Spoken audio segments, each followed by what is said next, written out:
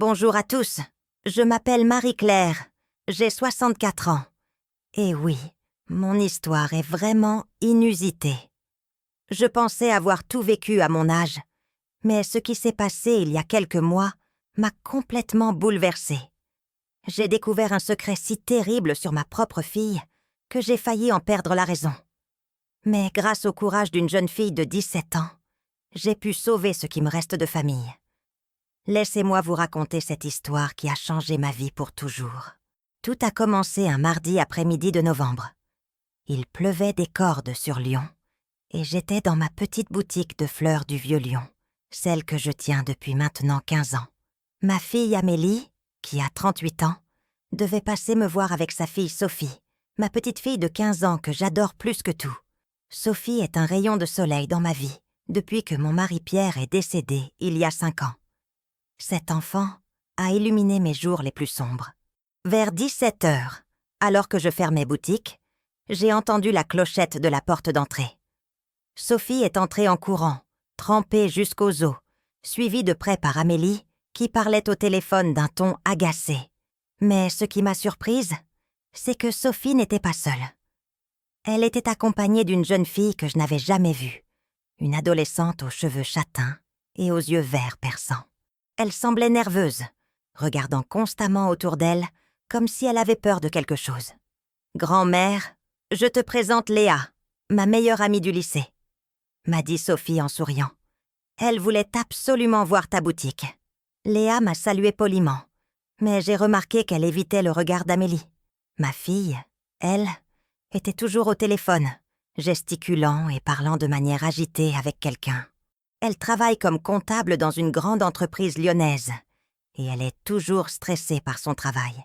Les filles ont commencé à regarder les arrangements floraux pendant qu'Amélie terminait son appel. Léa semblait particulièrement attirée par les roses blanches que j'avais préparées pour un mariage. « Elles sont magnifiques, Madame Dubois », m'a-t-elle dit d'une voix douce. Ma grand-mère adorait les roses blanches aussi. Il y avait une tristesse dans sa voix qui m'a touchée. « Tu peux m'appeler Marie-Claire, ma chérie, » lui ai-je répondu en souriant. « Et tu sais, les roses blanches symbolisent la pureté et la sincérité. Ta grand-mère devait être une personne merveilleuse. » Les yeux de Léa se sont emplis de larmes. « Oui, elle l'était. Elle me manque beaucoup. Elle est partie l'année dernière. » Amélie a finalement raccroché et s'est approchée de nous. « Bon, maman, on ne va pas pouvoir rester longtemps. J'ai encore du travail ce soir. » Sa voix était tendue, presque agressive. J'ai remarqué que Léa s'était légèrement reculée quand Amélie s'était approchée. Sophie, elle, semblait habituée à l'attitude de sa mère. « Maman travaille tout le temps maintenant », m'a chuchoté Sophie. Elle rentre très tard le soir et elle est toujours au téléphone. J'ai vu une ombre passer dans les yeux de Léa. Elle observait Amélie avec une expression que je n'arrivais pas à déchiffrer. De la peur, de la colère, je n'aurais su dire. Nous avons discuté encore quelques minutes. Léa posait beaucoup de questions sur mes fleurs, mais je sentais qu'elle était distraite. Elle ne cessait de regarder Sophie et Amélie, alternativement. Quand Amélie annonça qu'il était temps de partir, Léa sembla soulagée et anxieuse à la fois. Au moment où nous sortions de la boutique, Léa s'est approchée de moi. « Madame, Marie-Claire, pourriez-vous m'aider à remettre mon écharpe ?» Elle s'est emmêlée avec la bretelle de mon sac. J'ai accepté avec plaisir. Pendant que j'arrangeais son écharpe, elle s'est penchée vers moi et a glissé quelque chose dans la poche de mon manteau. Ses gestes étaient si rapides et discrets que personne d'autre n'a rien remarqué. Puis, elle s'est penchée encore plus près et m'a chuchoté à l'oreille d'une voix tremblante. « C'est à propos de Sophie. Lisez-le à la maison, c'est très important. S'il vous plaît, ne dites rien maintenant. » Son ton était si urgent, si désespéré, que j'en ai eu la chair de poule. Avant que j'aie pu réagir ou poser la moindre question, elle s'était déjà éloignée. Je suis restée là, pétrifiée, sans comprendre ce qui venait de se passer. Sophie et Amélie m'ont embrassée rapidement et sont parties sous la pluie. Léa les a suivies. Mais avant de disparaître au coin de la rue, elle s'est retournée vers moi. Son regard était suppliant, désespéré.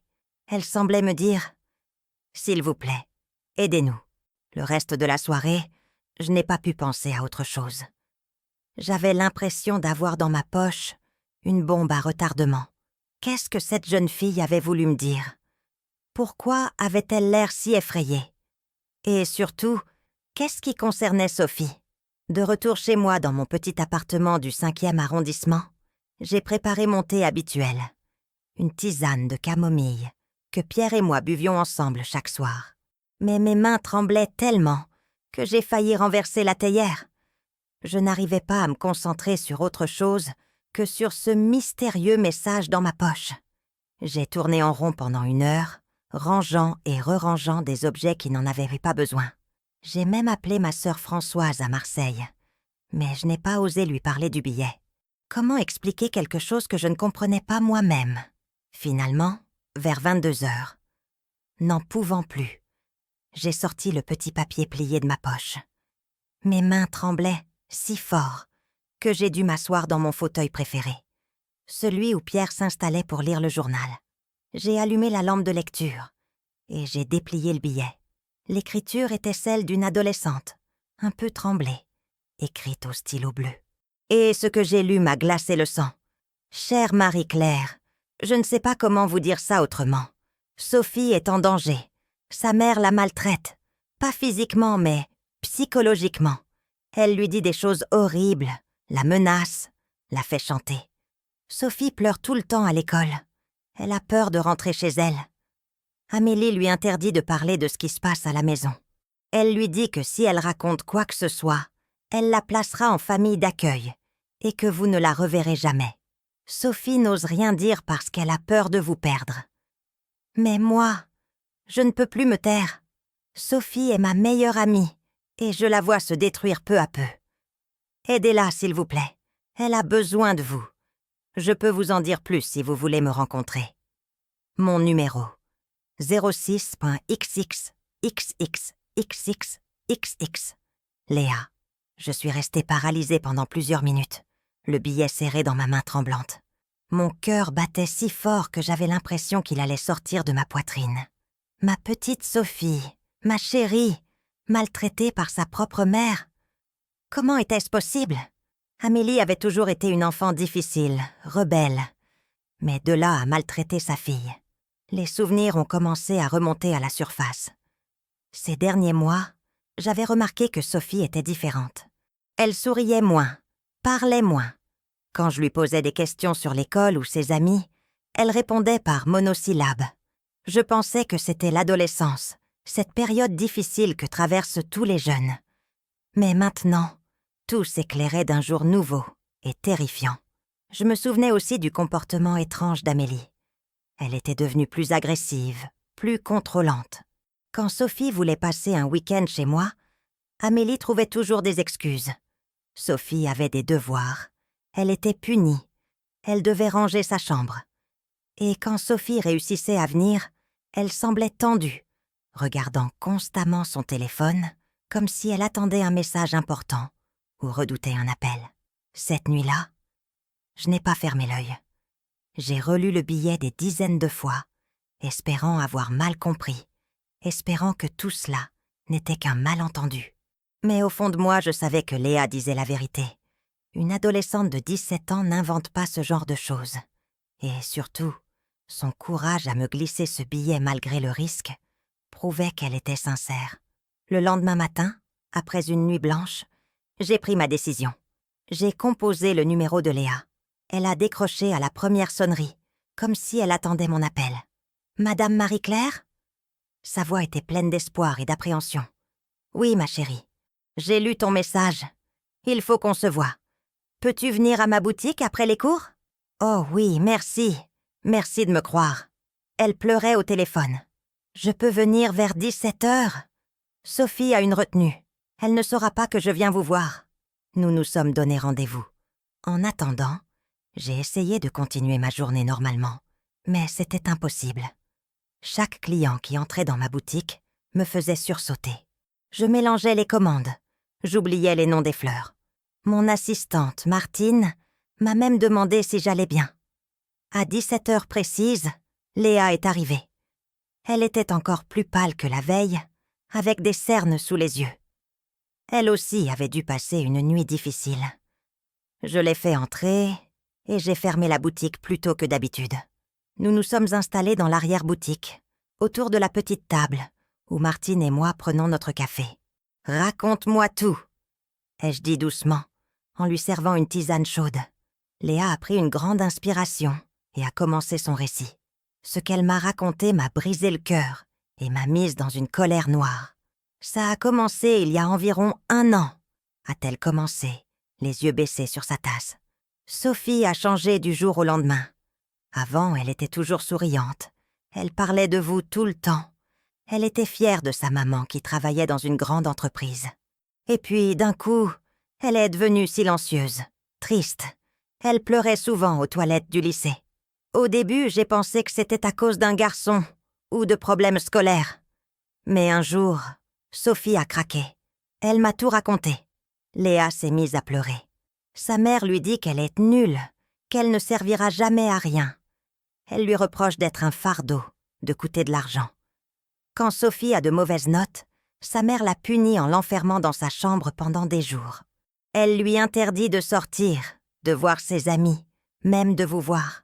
Mon sang n'a fait qu'un tour. Mais pourquoi Sophie ne m'a jamais rien dit ? Parce que sa mère la menace, a répondu Léa en sanglotant. Elle lui dit que si elle raconte quoi que ce soit, elle appellera les services sociaux pour dire que Sophie est une adolescente difficile et qu'elle ne peut plus s'en occuper. Elle menace de la faire placer en famille d'accueil. Et surtout, elle lui dit qu'elle lui interdira de vous voir. Sophie a tellement peur de vous perdre qu'elle préfère endurer tout ça en silence. « Mais ce n'est pas tout !» a continué Léa d'une voix brisée. La mère de Sophie lui fait du chantage affectif en permanence. Elle lui dit qu'elle devrait être reconnaissante d'avoir un toit et à manger, que beaucoup d'enfants n'ont pas cette chance. Quand Sophie pleure, sa mère lui dit qu'elle est trop sensible, que la vie va lui apprendre à être plus forte. Elle lui interdit même de pleurer, en disant que les larmes sont un signe de faiblesse. J'étais révoltée. Comment ma propre fille pouvait-elle traiter ainsi son enfant ? Comment avais-je pu ne rien voir ? Il y a autre chose, a murmuré Léa. La mère de Sophie fouille son téléphone, lit ses messages, contrôle tout ce qu'elle fait. Sophie n'a plus le droit d'avoir de secrets, plus le droit à l'intimité. Sa mère lui dit que tant qu'elle vit sous son toit, elle n'a aucun droit à la vie privée. Et récemment, c'est devenu pire. Sa mère lui fait des reproches sur son apparence, lui dit qu'elle mange trop, qu'elle devrait faire plus attention à son poids. Sophie a commencé à se priver de nourriture. Hier, elle s'est évanouie pendant le cours de sport. J'ai éclaté en sanglots. Ma petite fille adorée vivait un calvaire, et je n'avais rien vu. Pire, j'avais peut-être contribué involontairement à ce silence, en étant trop discrète, en respectant trop l'autorité d'Amélie sur sa fille. « Pourquoi tu ne m'as pas contactée plus tôt ?» ai-je demandé à Léa. J'ai essayé de convaincre Sophie de vous parler, mais elle refuse. Elle a trop peur. Et moi, je ne savais pas quoi faire. Je ne vous connaissais pas personnellement. Mais hier, quand je vous ai vue, j'ai senti que vous étiez différente d'Amélie. Vous avez été si gentille, avec moi, si douce. J'ai compris que Sophie avait raison de vous aimer autant. Alors j'ai pris mon courage à 2 mains. Tu as bien fait, ma chérie. Tu as été très courageuse. J'ai pris les mains de Léa dans les miennes. Maintenant, il faut qu'on aide Sophie ensemble. Nous avons élaboré un plan. Le lendemain, Léa convaincrait Sophie de venir chez moi, après les cours, sous prétexte de faire des devoirs ensemble. Une fois que Sophie serait là, Léa partirait, et je pourrais parler seule à seule avec ma petite fille. « Mais attention !» m'a prévenue Léa. « Sophie va nier au début. Elle a trop peur. Il faudra être patiente et lui montrer qu'elle peut vous faire confiance, sans risquer de vous perdre. Cette nuit-là non plus, je n'ai pas dormi. Je réfléchissais à ce que j'allais dire à Sophie, comment j'allais l'aborder. J'étais partagée entre la colère contre Amélie et la culpabilité de ne pas avoir su protéger ma petite fille. Le lendemain après-midi, mon cœur battait à tout rompre quand j'ai vu Sophie et Léa arriver à la boutique. Sophie semblait surprise que je ferme si tôt. Grand-mère, tu n'es pas malade au moins ? M'a-t-elle demandé avec inquiétude. Non, ma chérie. Mais j'avais envie de passer du temps avec vous deux. Ça vous dirait de monter chez moi pour prendre un goûter ? J'ai fait des madeleines ce matin. Les yeux de Sophie se sont illuminés pour la première fois depuis longtemps. Elle adorait mes madeleines depuis qu'elle était petite. Nous sommes montés dans mon appartement. Léa a prétexté un coup de fil important à donner et s'est éclipsée discrètement, comme convenu. Sophie et moi nous sommes retrouvés seuls dans ma cuisine. Elle grignotait ses madeleines en silence, perdue dans ses pensées. Je l'observais, cherchant les signes que Léa m'avait décrits. Effectivement, Sophie avait maigri. Ses vêtements semblaient en flotter sur elle. Elle avait des cernes, et ses ongles étaient rongés jusqu'au sang. « Sophie, ma chérie, » ai-je commencé doucement. « J'aimerais qu'on parle toutes les deux. Comment ça va à la maison avec maman ?» Sophie s'est immédiatement raidie. « Ça va, grand-mère. Pourquoi tu me demandes si c'est ça ? Parce que je t'aime et que je m'inquiète pour toi. Tu n'as pas l'air heureuse ces derniers temps. »« Mais si, je vais bien. » Sa voix était trop aiguë, trop pressée. « Maman travaille beaucoup, c'est tout. Elle est fatiguée, mais ça va. » J'ai pris une grande inspiration. Il fallait que je prenne le risque de tout perdre pour avoir une chance de la sauver. « Sophie, Léa m'a parlé. Elle s'inquiète pour toi. Elle m'a dit que maman te faisait du mal. » Sophie est devenue livide. Elle s'est levée d'un bond, renversant sa chaise. « Léa t'a dit quoi ? Non, mais elle est folle. Elle ment. Maman ne me fait rien du tout. » Elle était en pleine panique. « Oh mon Dieu, il faut que je rentre. Maman va être furieuse si elle apprend que j'ai parlé de la maison. »« Sophie, calme-toi. Tu n'as parlé de rien. C'est Léa qui s'inquiète pour toi. Mais tu vas le dire à maman. Elle va croire que c'est moi qui ai inventé des histoires. » Sophie pleurait maintenant. « Elle va me punir. Elle va m'interdire de te voir. Elle va appeler les services sociaux. » Mon cœur s'est brisé. Les mots exacts que Léa m'avait rapportés sortirent de la bouche de ma petite fille. La manipulation d'Amélie était encore plus perverse que je ne l'imaginais. Je me suis approchée de Sophie et j'ai essayé de la prendre dans mes bras, mais elle s'est reculée. « Ma chérie, écoute-moi bien.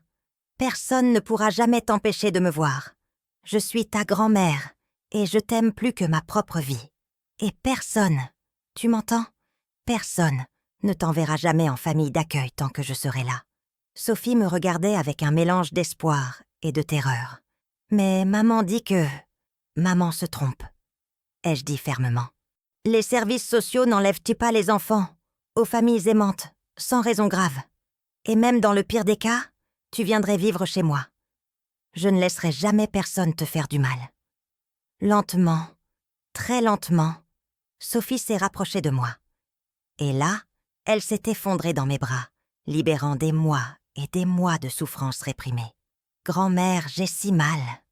Ma maman me dit tout le temps que je suis nulle, que je ne fais que des bêtises, que je lui coûte trop cher. Elle fouille mes affaires, elle lit mes messages, elle me dit que je n'ai pas le droit d'avoir des secrets. Quand j'ai de mauvaises notes, elle m'enferme dans ma chambre, et elle me dit que je ne mérite pas de manger avec elle. » Sophie sanglotait si fort que j'avais du mal à comprendre ses mots.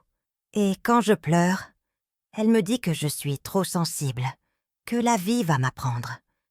Elle dit que je devrais être reconnaissante parce qu'elle pourrait m'abandonner si elle voulait.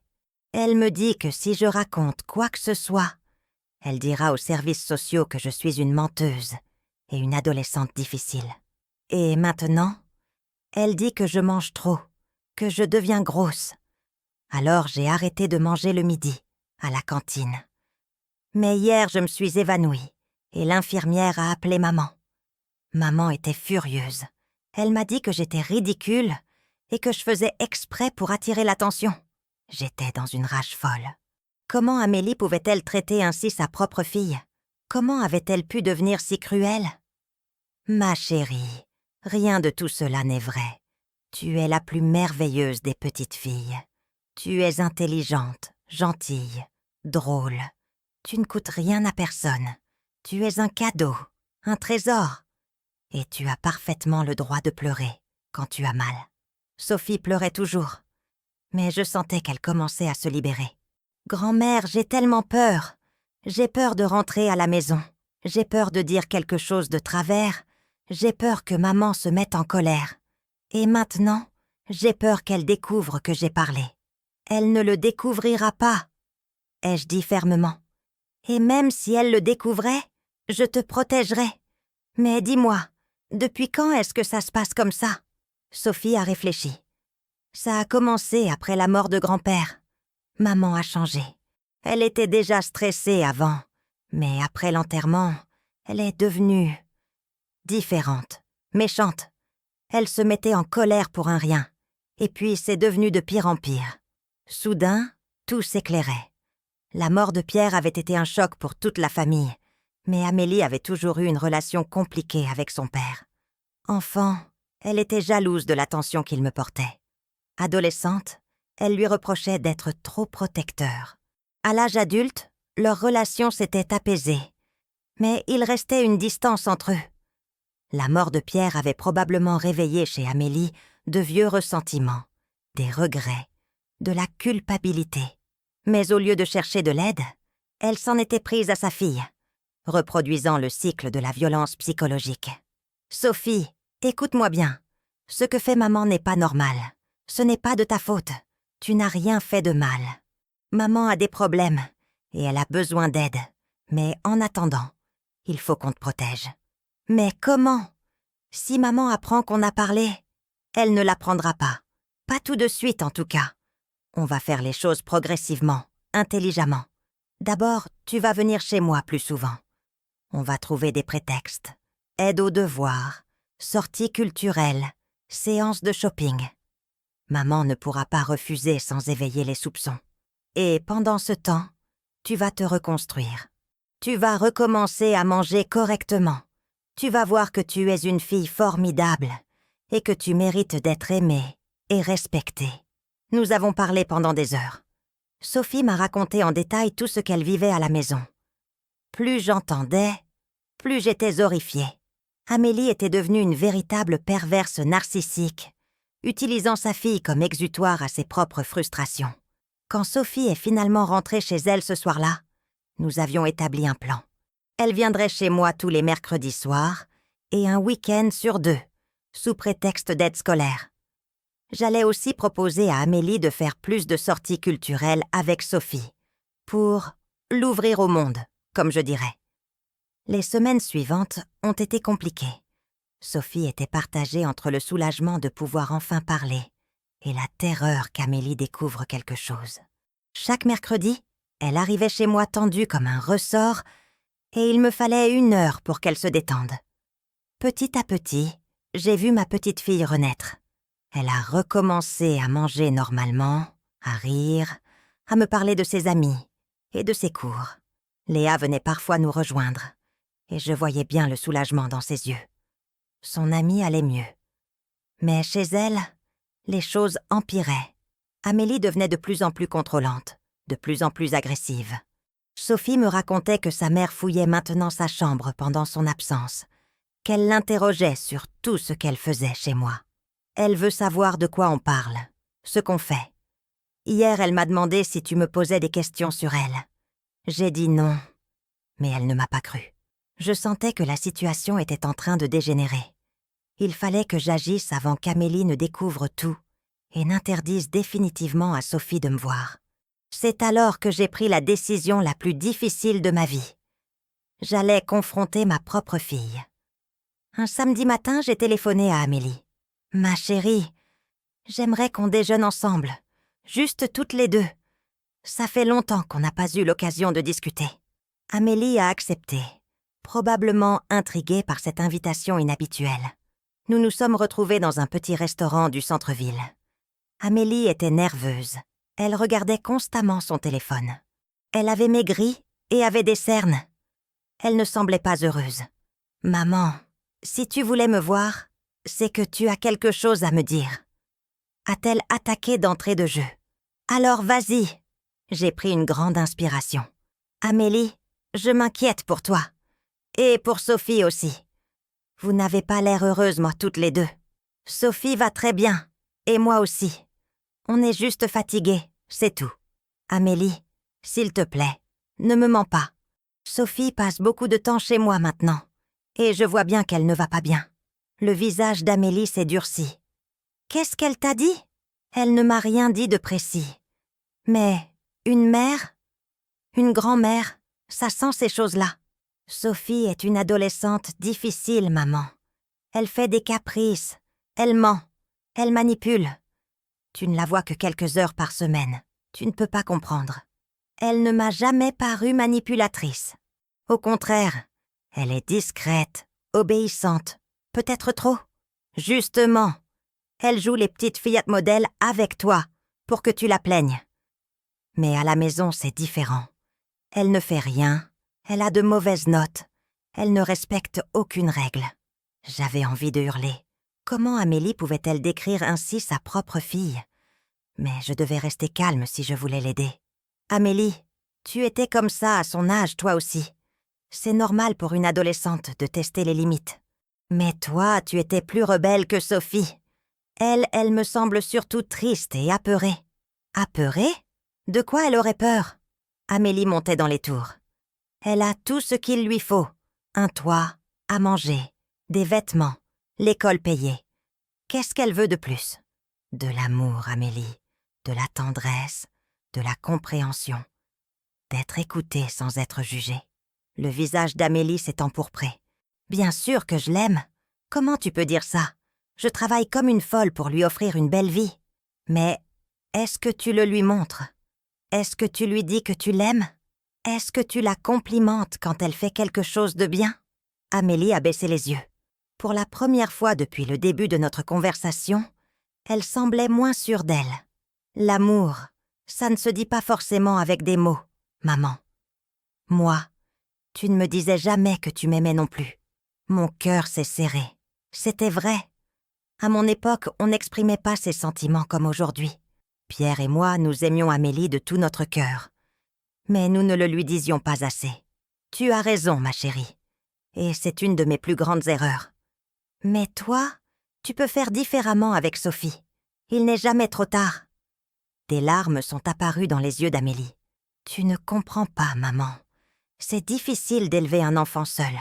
Depuis que Paul est parti, je dois tout gérer. Le travail, la maison, l'éducation de Sophie. Je suis épuisée. Paul, l'ex-mari d'Amélie, était parti quand Sophie avait 10 ans. Un homme immature qui n'assumait pas ses responsabilités de père. Amélie avait dû reconstruire sa vie seule avec une petite fille de 10 ans. Je sais que c'est difficile, ma chérie. Mais Sophie n'est pas responsable du départ de son père. Elle aussi a souffert de cette séparation. Mais elle me ressemble tellement à lui.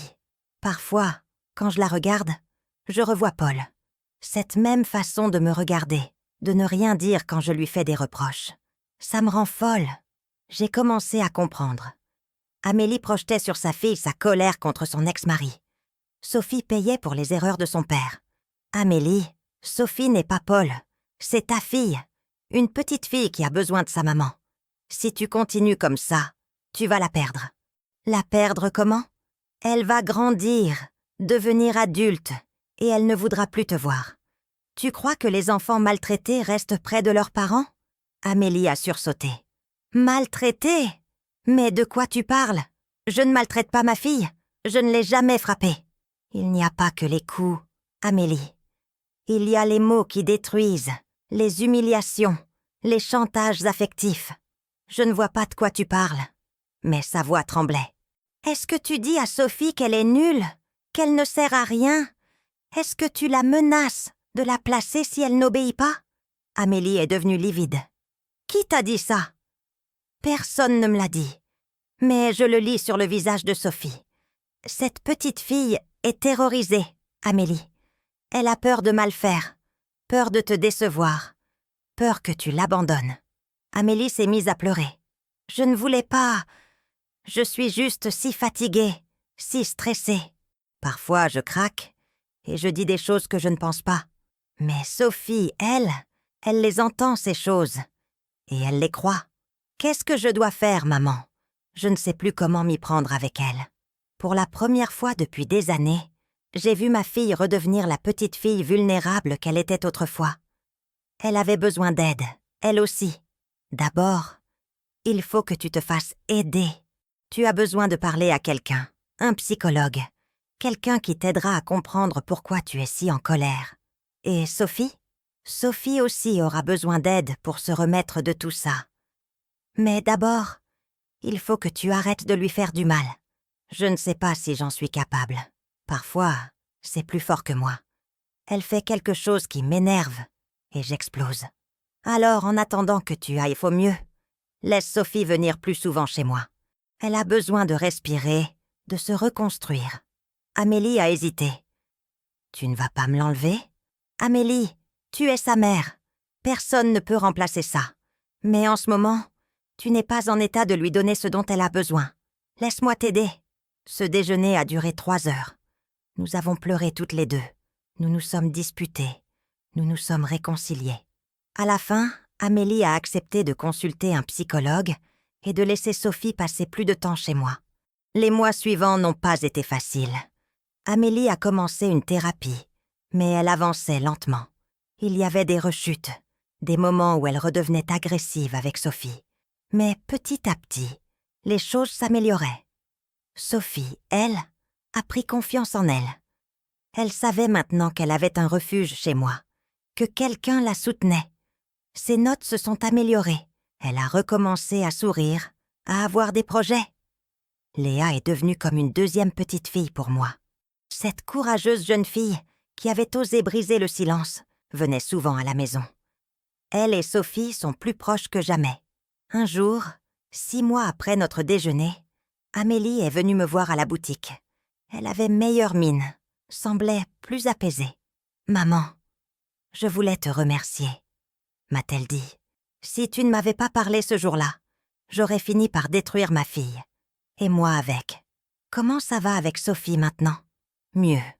Beaucoup mieux. On se parle vraiment maintenant.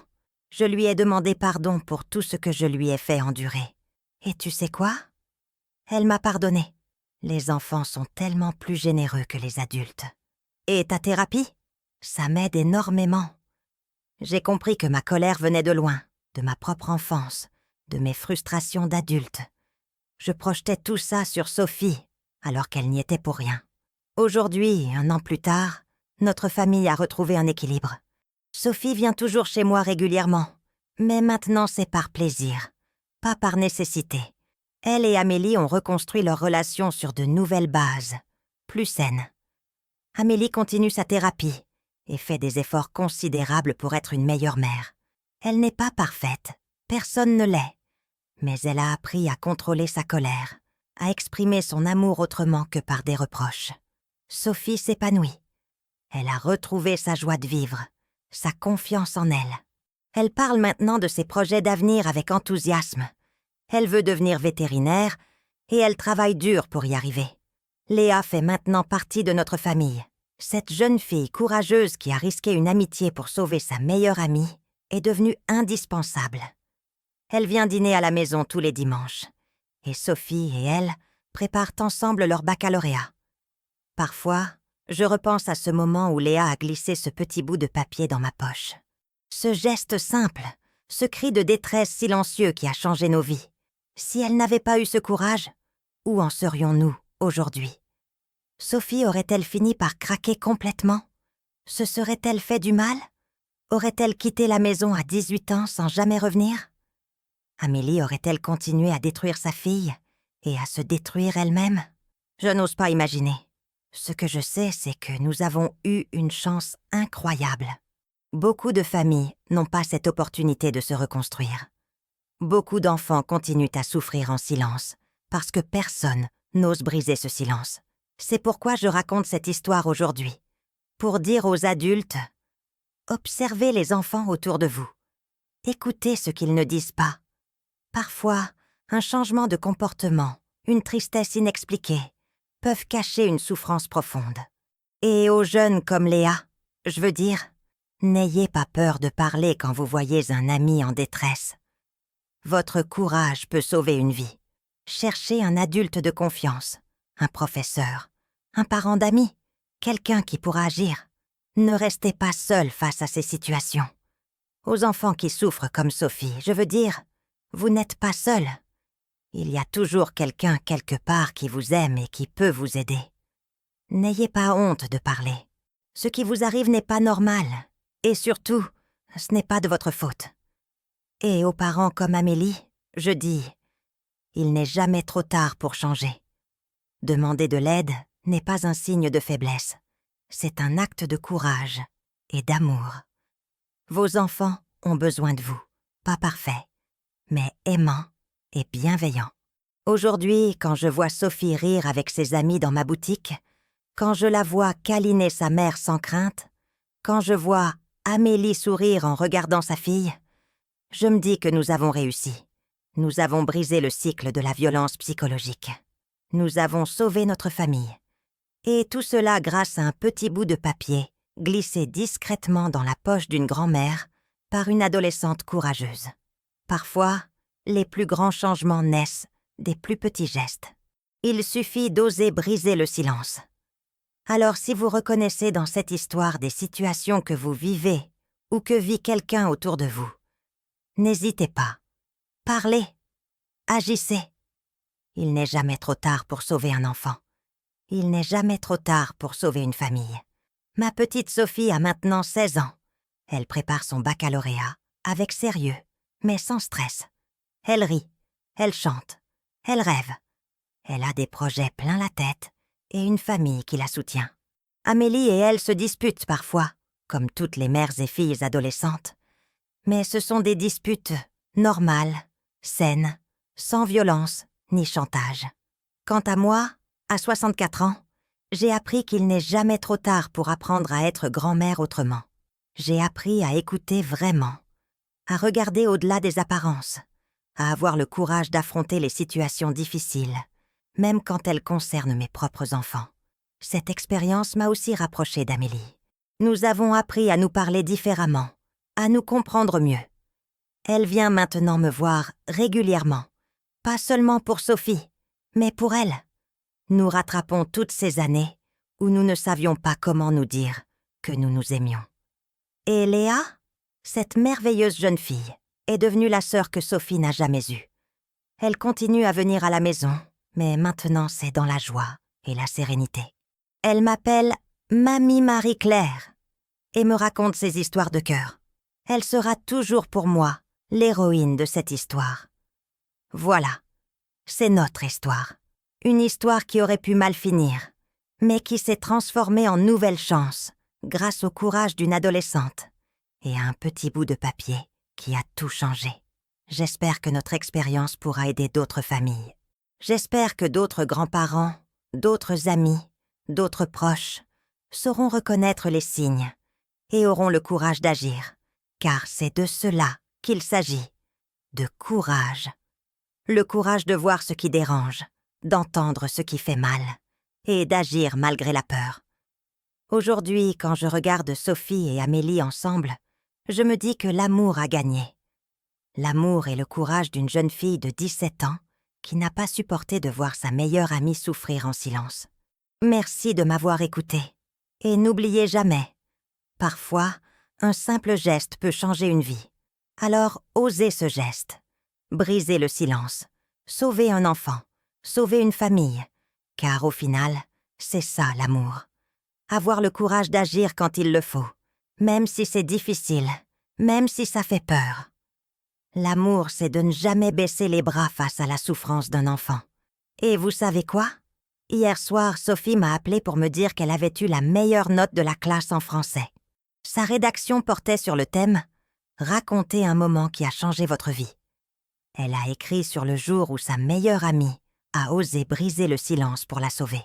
À la fin de sa rédaction, elle avait écrit « Parfois, les héros ne portent pas de cape. Parfois, ce sont des amis de 17 ans qui glissent un petit mot dans la poche d'une grand-mère. Et parfois, c'est tout ce qu'il faut pour sauver une vie. Je crois qu'elle a raison, ma petite Sophie. Les vrais héros sont autour de nous, dans notre quotidien. Il suffit d'avoir les yeux ouverts pour les reconnaître et le courage pour les imiter. C'est tout pour aujourd'hui. Prenez soin de vous et surtout, prenez soin des enfants qui vous entourent. Ils sont notre avenir et ils méritent tout notre amour et toute notre protection. Au revoir.